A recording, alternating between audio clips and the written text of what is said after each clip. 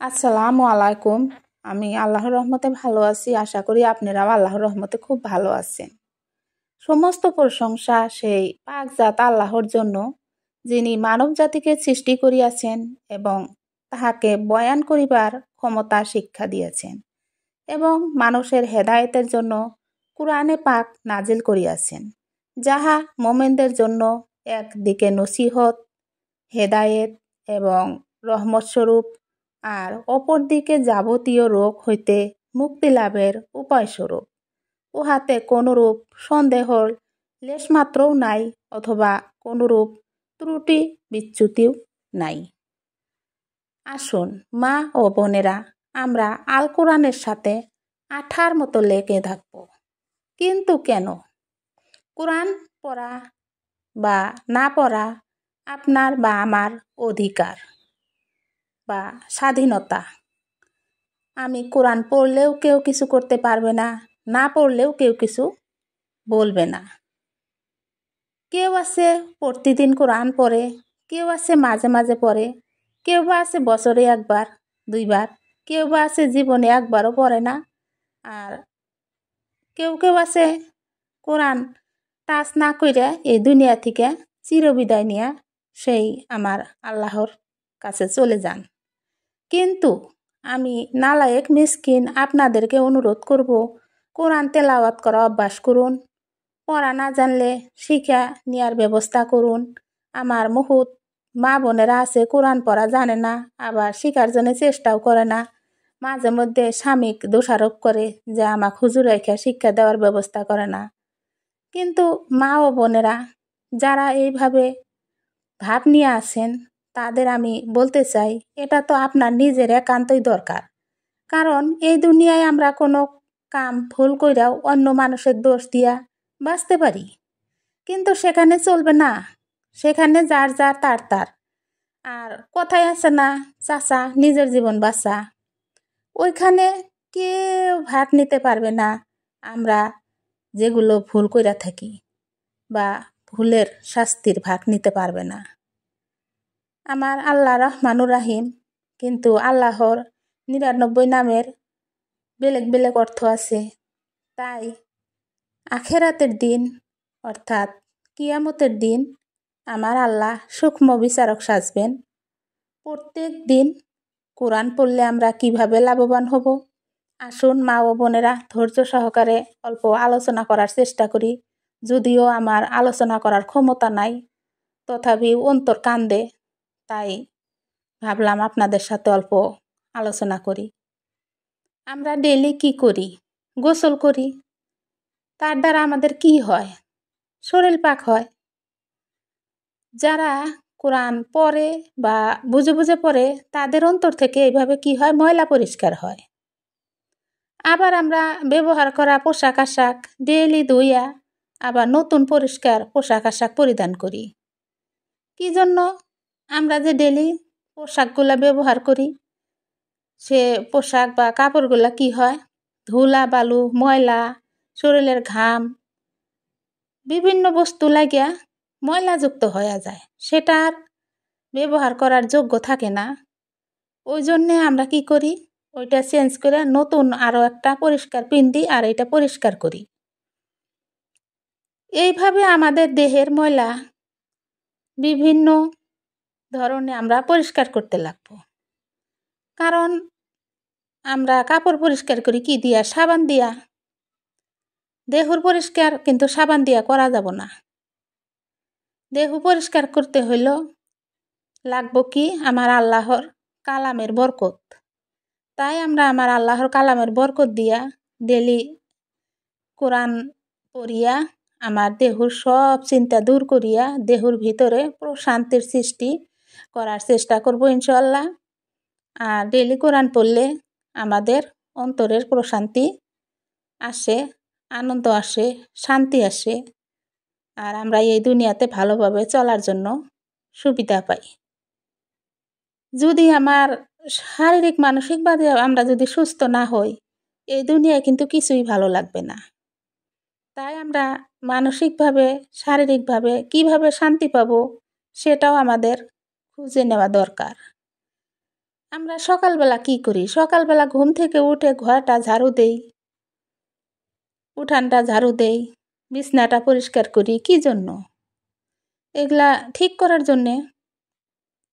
ঠিক ওইভাবে আমরা যদি সকালবেলা কোরআন আমল করি, আমাদের অন্তরে অশান্তি দূর হইয়া শান্তি আসবে, বা আমাদের পরিবারের সবের অশান্তি দূর হইয়া শান্তি আসবে, আনন্দ আসবে, প্রশান্তি আসবে। আমরা ডেলি পড়াশোনা করি আর আমাদের সন্তানদের পড়াশোনা করাই। তাতে কি হয়? তাতে আমাদের সন্তানদের মনের অজ্ঞতা দূর হয়, তাতে তাদের মনে জ্ঞানের আলো আসে। এই দুনিয়ায় আমরা কিভাবে চলতে পারবো, কিভাবে ভালো থাকতে পারবো, ওই ধরনের আলো দিয়ে আলোকিত হয়। ঠিক তেমনি আমরা ডেলি কোরআন আমল করলে আমাদের দিলের অজ্ঞতা দূর হয়, আমাদের ভিতরে যেগুলো অন্ধবিশ্বাস আছে সেগুলো দূর হব, আমাদের আল্লাহর প্রতি মহব্বত হব। আমরা ডেলি চাকরি বাকরি করি বা অন্য কাম করি, এই দুনিয়ায় চলার জন্য কোরআন পড়লে আমার আল্লাহর সাথে কি হয়? আমাদের সম্পর্ক ভালো হয়, আমাদের যত সমস্যা আছে আমার আল্লাহ দূর করিয়া দেন। আমাদের টাকার অভাব, খাওয়ার অভাব, শারীরিক মানসিক কন্ডিশনের ব্যবস্থা, বাণিজ্যিক সমস্যা, ছেলেমেয়ের সমস্যা সব দূর করিয়া দেন। কিন্তু কিভাবে? আল্লাহ তো নিজে হাতে কাজগুলা করে দিবেন না, কিন্তু আল্লাহর কালামের সাথে আমরা আঠার মতো লেগে থাকলে আমাদের জ্ঞান বাড়িয়ে দিবেন, আর আমরা সেই জ্ঞান দ্বারা দুনিয়ায় চলা সহজ হইয়া যাইবে। তাই আমরা সবসময় কি করব? কোরআনের সাথে আঠার মতো লেগে থাকব। হজরত ইবনে আব্বাস রাদিয়াল্লাহু তাআলা আনহু বলেন, হুজুর পাক সাল্লাল্লাহু আলাইহি ওয়াসাল্লাম ইরশাদ করেন, যাহার অন্তরে কোরআনের কোনো শিক্ষা নাই, উহা বিরান ঘর সমতুল্য।